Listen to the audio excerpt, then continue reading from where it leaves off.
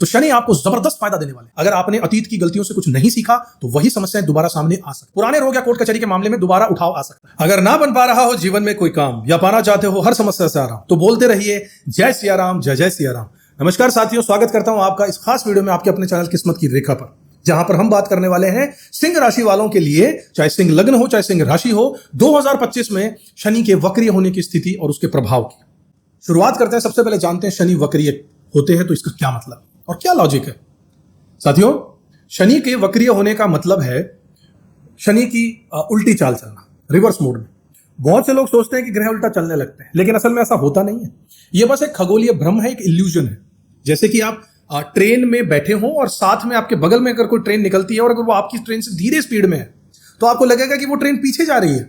वैसे ही जब शनि अपनी गति को कम करते हैं तो पृथ्वी से देखने पर उल्टा चलता हुआ नजर आता है। इसी को शनिदेव की वक्रीय अवस्था कहते हैं या किसी भी ग्रह की वक्रीय अवस्था कहते हैं। अब ज्योतिष में शनि को काल यानी कि समय का कारक माना गया है। इसका मतलब मृत्यु या डर बिल्कुल नहीं है, बल्कि समय है। काल का मतलब समय।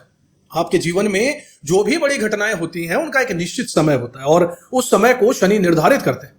जब शनि वक्रीय होते हैं तो उनकी ताकत 3 गुना बढ़ जाती है और वो घटनाएं बहुत तेजी से घटने लगती, चाहे शुभ हो या अशुभ हो। अब आपकी राशि के लिए, सिंह राशि के लिए शनि का वक्रीय होने का क्या मतलब है? सिंह राशि के लिए शनि का वक्रीय होना और भी खास हो जाता है, क्योंकि आपकी कुंडली के स्वामी सूर्य हैं और शनि जो है वो सूर्य के पुत्र हैं। दोनों के स्वभाव में अंतर है। सूर्य राजा है, लीडर है, नेतृत्व करते हैं, जबकि शनि अनुशासन, मेहनत और सेवा भाव के प्रतीक है, कर्म के मालिक है। जब शनि वक्रीय होकर 8वें भाव में आपके यहां आ रहे हैं तो शनि का ढैये का असर कम हो जाएगा और शनि की दृष्टि 7वां भाव रिवर्स मोड में जब पीछे की तरफ जाएगी तो आपके विवाह, आपकी पार्टनरशिप, साझेदारी और व्यापार पर इसकी नजर पड़ेगी।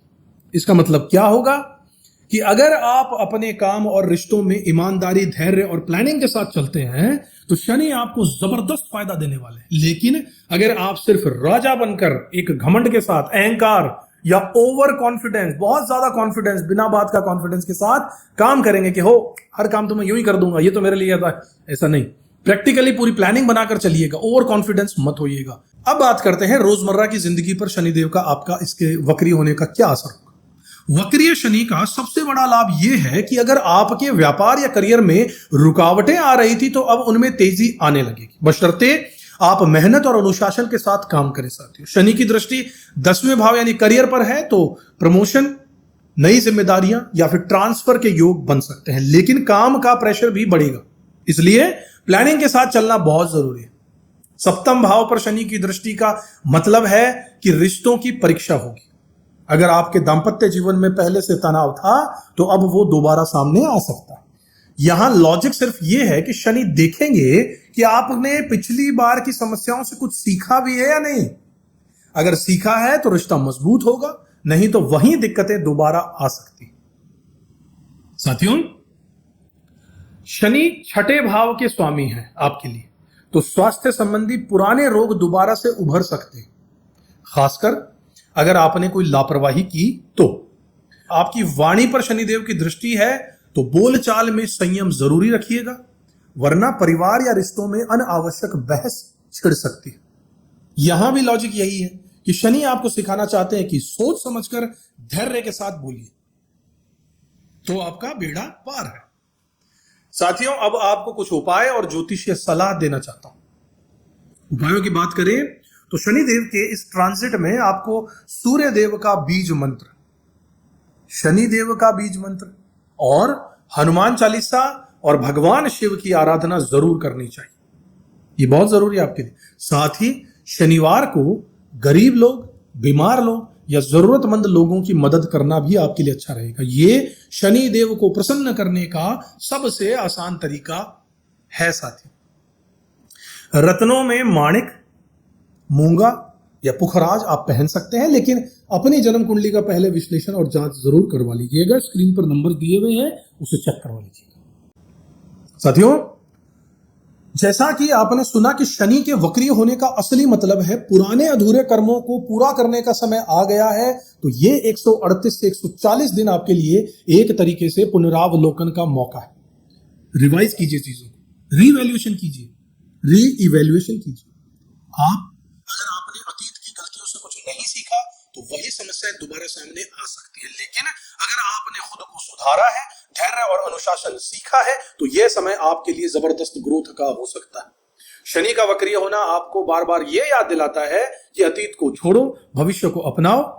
अगर आप पुरानी बातों को पकड़ कर रहेंगे, बैठे रहेंगे वहीं पे, तो आगे नहीं बढ़ पाएंगे। शनि का लॉजिक एकदम सिंपल है और यह है कि समय के साथ अपने आप को बदलो, नहीं तो समय तुम्हें बदल कर रख देगा, क्योंकि समय के कारक है शनिदेव।